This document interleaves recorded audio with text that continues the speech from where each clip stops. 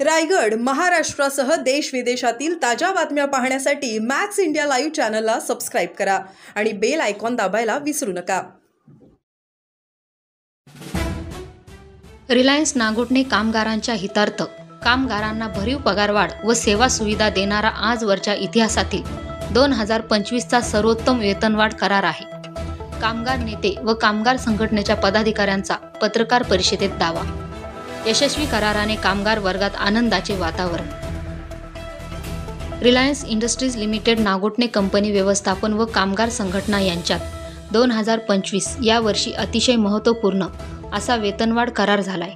या करारात कामगारांना पुरेपूर न्याय देताना त्यांचे चहूबाजूनी हित जोपासले असून कामगारांच्या हितार्थ कामगारांना भरीव पगारवाढ तसेच सर्वाधिक सेवा सुविधा मिळवून देणारा आजवरच्या इतिहासातील 2025 वर्षीचा सर्वोत्तम वेतनवाढ करार असल्याचे मत व दावा रिलायन्स नागोठणे कंपनीतील कामगार नेते व विविध कामगार संघटनांच्या पदाधिकाऱ्यांनी रिलायन्स टाउनशिप वृंदावन येथे आज आयोजित पत्रकार परिषदेत केलाय। या करारादरम्यान सर्व कामगार संघटनांची एकजूट प्रभावी व निर्णायक ठरली असून कामगारांचा हित जोपासणारा हा यशस्वी समाधानकारक वेतनवाढ करार झाला असल्याचे कामगार नेते भाई साधुराम मालुसरे, कामगार नेते दीपकभाई रानवडे, कामगार नेते विकासभाई चवरकर, कामगार नेते लक्ष्मण खाडे व अन्य प्रमुख पदाधिकाऱ्यांनी सांगितले। विशेष म्हणजे रिलायन्स नागोठणे कंपनीत गुणवत्ता, कौशल्य व शैक्षणिक पात्रतेनुसार स्थानिक भूमिपुत्र प्रकल्पग्रस्त यांना कायमस्वरूपी नोकरीत संधी मिळवून देण्यात आम्ही यशस्वी ठरलो असून भविष्यात देखील नव्याने निर्माण होत असलेल्या प्रकल्पात स्थानिक सुशिक्षित तरुणांना नोकऱ्या मिळवून देण्यासाठी आम्ही प्रयत्नशील राहणार असल्याचे यावेळी सांगण्यात आले। Reliance industries limited Nagothane manufacturing vision मध्ये कार्यरत असलेल्या कामगारांना पुन्हा एकदा भरीव पगारवाढ मिळविण्यात कामगार संघटना फोरम यशस्वी झालेला आहे। त्यामुळे कामगार संघटनांचे सर्व नेते व पदाधिकारी यांचे सर्व स्तरातून अभिनंदन केले जाते। सन 1989 पासून कार्यान्वित असलेल्या या प्रकल्पामध्ये कार्यरत असणारे कामगार यांना प्रत्येक वेतनवाढ कराराच्या रूपाने सुरुवातीपासूनच भरीव पगारवाढ, बोनस, उत्तम वैद्यकीय सुविधा, मुलांना मोफत शिक्षण व अन्य विविध प्रकारच्या सेवा शर्ती सवलती मिळवून देण्यात कामगार संघटना यशस्वी झाल्या आहेत। अखेर 21 मे 2025 रोजी रिलायन्स कंपनी व्यवस्थापन व कामगार संघटना फोरमच्या वतीने कंपनीचे वरिष्ठ अधिकारी व कामगार संघटना प्रतिनिधी यांनी वेतनवाढ करारावर सह्या करून प्रतीक्षेत असणारे कर्मचारी यास भरीव पगारवाढ, अतिउत्तम महागाई भत्ता, VDA स्कीम, बोनस, मूळ वेतनामध्ये प्रत्येक वर्षी भरीव वाढ, सर्वोत्तम वैद्यकीय सुविधा, मुलांना मोफत शिक्षण इत्यादी आर्थिक फायदे, सेवा शर्ती व सवलती कराराच्या रूपाने मिळवून दिल्या आहेत। त्यामुळे रिलायन्स कंपनीमधील कर्मचारी वर्गामध्ये आनंदाचे वातावरण आहे। कामगार संघटनाच्या वतीने जनार्दन शेळके, नंदकुमार कोळी, अरुण कुथे, विकास खांडेकर, लक्ष्मण खाडे, विश्वनाथ उतेकर, सतीश जवके, अशोक भोय, संजय काकडे, प्रमोद मोरे, मिलिंद मांढरे, रशीद दापोलकर, राजेंद्र लवटे, सुहास कुथे या वरिष्ठ पदाधिकाऱ्यांनी प्रतिनिधित्व केले। वेतनवाढ करार यशस्वी होण्याकरिता कामगार नेते साधुराम भाई मालुसरे, दीपक भाई रानवडे व विकास भाई चवरकर यांनी विशेष लक्ष केंद्रित करून आपापले पदाधिकारी यांना वेळोवेळी मार्गदर्शन करून सदर वेतनवाढ करार यशस्वीपणे पूर्ण करण्याकरिता परिश्रम घेतले। कामगारांचे हित जोपासणारा करार झाल्याने कामगार वर्गातून समाधान व्यक्त केले जाते। उपस्थितांचे स्वागत व आभार चंद्रकांत अडसुळे यांनी मानले। Dhammasheel Sawant, news bureau, Raigad.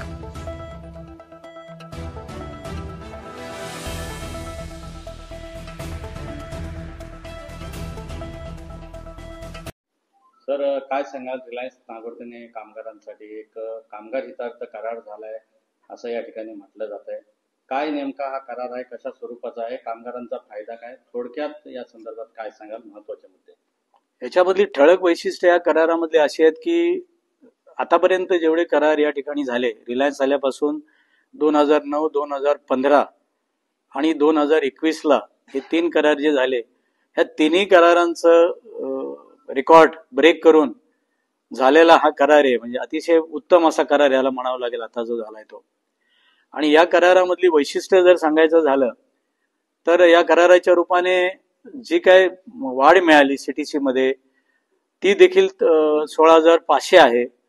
त्याचप्रमाणे कराराच्या माध्यमातून सगळ्यात जास्त रक्कम जी कराराच्या कालावधीत मिळते ती डीएच्या रूपाने, महागाई भत्त्याच्या रूपाने मिळते.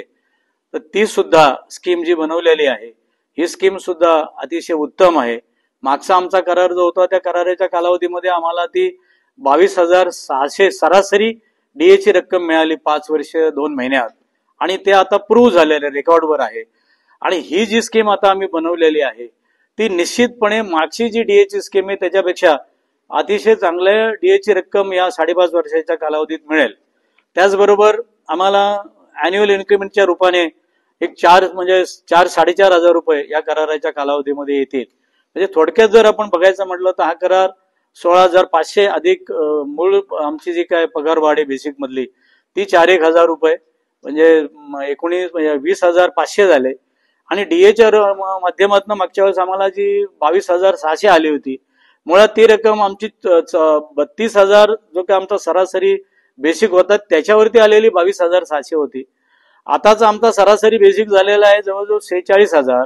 करार संपेपर्यंत तो निश्चितपणे 50,000 रुपयापर्यंत सरासरी बेसिक गेलेला असेल, आणि त्या बेसिकच्या वरती करार संपत असतानाची आमची डीएची रक्कम असेल.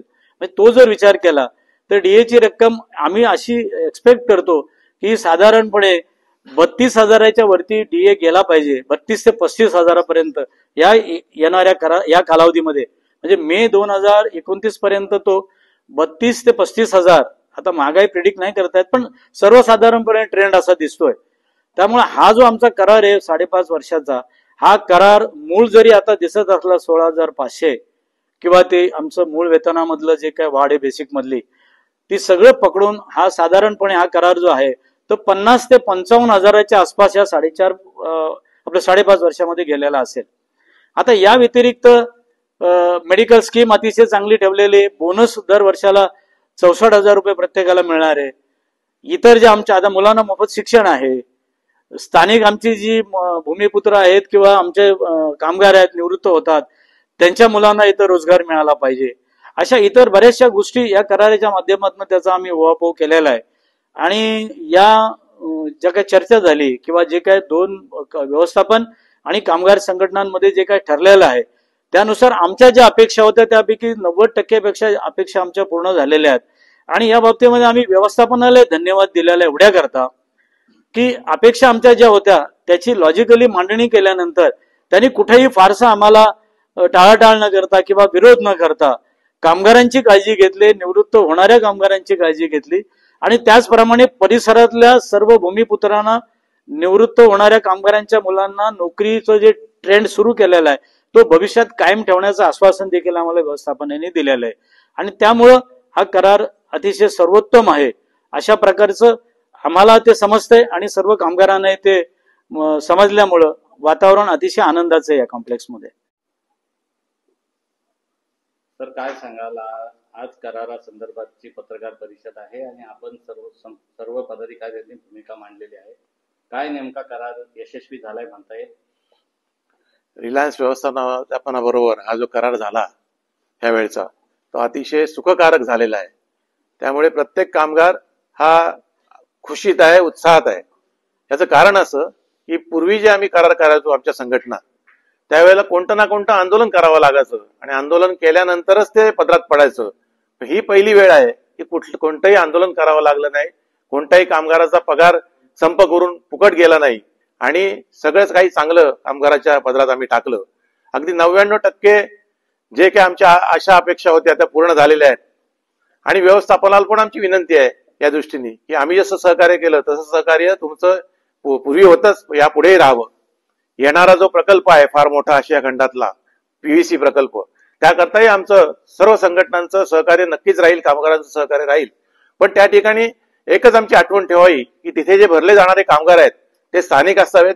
अर्थात क्वालिफिकेशन जे हवे तेच तुम्ही घेणार आहे आम्हाला माहिती आहे, पण त्याचं क्वालिफिकेशन त्यांना मिळण्याकरता तशी तजवीज व्यवस्थापनाने करावी. आणि ते मग स्थानिक प्रकल्पग्रस्त गावं असो, त्यानंतर तहसील असो ह्या प्रकल्पाचा, नाहीतर जिल्हा रायगड, ह्याच्यामधलेच जास्तीत जास्त कामगार घेतले जावे अशी आम्ही आशा व्यक्त करतो. आणि या कराराबद्दल ज्यांनी आम्हाला सहकार्य केलं त्याचं वरिष्ठ नाव घ्यायचं म्हणजे वनमंत्री महाराष्ट्राचे गणेशजी नाईक साहेब यांचं पण मार्गदर्शन कायम आम्हाला आणि व्यवस्थापनाला होतं. तसेच अलिबाग मुरुडच्या आमदार महेंद्र शेठ दळवी यांचंही मार्गदर्शन आम्हाला आणि व्यवस्थापनाला होतं. त्यांच्या आशीर्वादामुळेच हा करार यशस्वी पार पडलाय, एवढंच मी सांगतो. सर, काय सांगाल? आपण प्रमुख पदाधिकारी आहात आणि युनियनच्या माध्यमातून आपण कामगारांना न्याय दिल्याची भूमिका आपण पत्रकार परिषदेत मांडली. काय सांगाल? काय आपलं म्हणणं आहे करारासंदर्भात? माझ्या आता बऱ्याच सहकार्याने एकंदर हा जो झालेला अतिशय लाभदायक आर्थिकदृष्ट्या कामगारांच्या भरभराटीचा जो करार बद्दल माहिती दिली आहे त्याबद्दल मी समाधानी आहेच.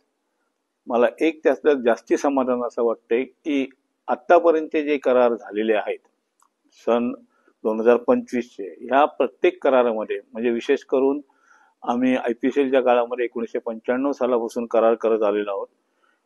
तोपर्यंत आम्ही तिन्ही पदाधिकारी, वरिष्ठ सहकारी, नेते म्हणणार नाही मी माझ्या याचे, पण आम्ही वरिष्ठ पदाधिकारी सहकारी, मी स्वतः दीपक भाई आणि मालुसरे भाई हे आम्ही सहभागी होत होतो. आणि हा आत्ताचा हा एक करार आहे झालेला, हा करार आमच्या ज्या काय आम्ही टीम तयार केल्या ह्या सर्व कालावधीमध्ये आम्ही जी काय आमची पदाधिकाऱ्यांची निवड केली 7 संघटनांची, या 7 संघटनांच्या पदाधिकाऱ्यांनी प्रत्यक्ष टेबलवर व्यवस्थापनाशी जो वैचारिक लढा दिला, वैचारिक लढा देऊन त्याच्यातनं त्यांनी जे यश पदरात पाडलं. आणि आत्ताच आपण सर्व वक्त्यांकडनं किंवा सहकाऱ्यांकडनं ऐकलं की अतिशय आत्तापर्यंतच्या करारामधला सगळ्यात जास्ती लाभदायक आणि आर्थिक भरभराटी करणारा करार. तर मला स्वतःला व्यक्तिगत याचा खूप आनंद आणि समाधान आहे की ही आमची सर्व टीम ही आता तयार झालेली आहे. अजूनही त्यांच्या चांगल्या काही नोकरीचा कालावधी शिल्लक आहे, येणारा पुढील करार सुद्धा ते चांगल्या पद्धतीने करतील. आणि हा सगळा करार करत असताना किंवा झालेला असताना प्रत्यक्षरित्या कामगार संघटनांनी जे त्यांचं कौशल्य दाखवलं आणि कामगार संघटनांचं अस्तित्व अबाधित राखून व्यवस्थापनाबरोबर हा जो करार केलाय त्याबद्दल मी अतिशय समाधानी आहे. आणि याबद्दल मी सर्व माझ्या पदाधिकाऱ्यांना भविष्यासाठी शुभेच्छा व्यक्त करतो. चांगलं केलं काम त्याचं चांगलं पुढे येतं ना. पण निश्चितच एक स्वाभिमान मला तोही वाटेल, आपण नागोठणेकर आहात, की त्याबरोबर या ठिकाणी मोठा सिंहाचा वाटा त्याच्यात असेल तर तुमच्या लक्षात असेल नसेल मला माहिती नाही, पण मी आणून देऊ इच्छितोय की हा प्रकल्प उसर अलिबाग मध्ये जात होता. त्याला तिथून विरोध झाल्यानंतर खरं काम केलं ते राम प्रधानांनी केलं. मुख्य सचिव आपल्या नागोठणेचे होते, त्यांचं या ठिकाणी निश्चितच नाव घ्यावं लागेल आणि त्यांच्यामुळेच हा प्रकल्प या ठिकाणी आला. तसं पाहिलं तर ही जमीन तशी एवढं काय फार हे नव्हती, पण ज्यावेळेला प्रकल्प आला हा प्रकल्पामुळे ह्या विभागातली जी आता जी प्रगती आहे, प्रत्येकाला रोजगार मिळतोय, हे निश्चितच त्यामुळे रोजगार उपलब्ध झाला. कारण बाकी ठिकाणी प्रकल्प नाहीत, कारखाने त्यांची अवस्था पाहिली, पेण तालुक्यात जा, रोहा तालुक्यात जा, अवस्था कठीण आहे. आणि तेच करत असताना तिन्ही नेते आम्ही सर्व सहकारी त्या ठिकाणी करार करत असताना रिलायन्सचं सांगितलं, रिलायन्सचा पहिला करार झाला, पहिल्या करारापेक्षा दुसरा करार उत्तम झाला, दुसऱ्या करारापेक्षा तिसरा करार उत्तम झाला आणि हा सर्वात उत्तम झाला करार हे निश्चितच सांगेन. कारण या करारामध्ये भाईंनी सांगितलं अपेक्षा मॅनेजमेंटच्या असतात की आपण देवाणघेवाण असते, पण आपण यावेळेला देवाणघेवाण करत असताना 627 कामगारांचा करार केला. आता सध्या आजपासून रोलवर आमच्याकडे 452 उरलेले आहेत, 175 कराराच्या कालावधीमध्ये गेलेले आहेत, निवृत्त झालेले आहेत, रिटायर्ड. तर अशा पद्धतीचा हा करार उत्तम करार केला. आम्ही दिलं काही नाही, कारण मागच्या करारामध्ये मॅनेजमेंटने आमच्याकडून काहीतरी तुटून घेतलं होतं, पण आम्ही यावेळेला सगळं टिकवलं. विशेष करून खास म्हणजे याच्यामध्ये उल्लेख आला नाही, पण 58-60चा मुद्दा मॅनेजमेंट म्हणत होती की 58-60 आपण इथं झगडत होतो, करत होतो, अगदी निवृत्तीचं वय मुख्यमंत्र्यांपर्यंत सगळ्यापर्यंत पोहोचलो होतो आपण त्या निवृत्तीच्या वयामध्ये, अगदी कोर्टात पण होतो. आणि मॅनेजमेंटने ह्या करारामध्ये स्पष्टपणे सांगितलं होतं हा करार त्या 58-60च्या 2 वर्षासाठी हा लागू होत नाही. कारण त्याचं कारण एकच की कुठेही आता ह्या 58ला महाराष्ट्र शासनाने जे केलेलं आहे त्याला कोर्टात देखील चॅलेंज नाही. सगळ्या केसेस विड्रॉ झालेल्या, सगळ्या संपलेल्या आहेत. त्याच्यामुळं पूर्णपणे त्यामुळं जी आम्हाला 2 वर्षाची बेनिफिट 15% देत होती मिळत होती ती देण्याचं नाकारलं होतं, पण तेही आपण यावेळेला टिकवलंय नाही आणि म्हणून हा करार उत्तम झाला. तसं पाहिलं तर करार करत असताना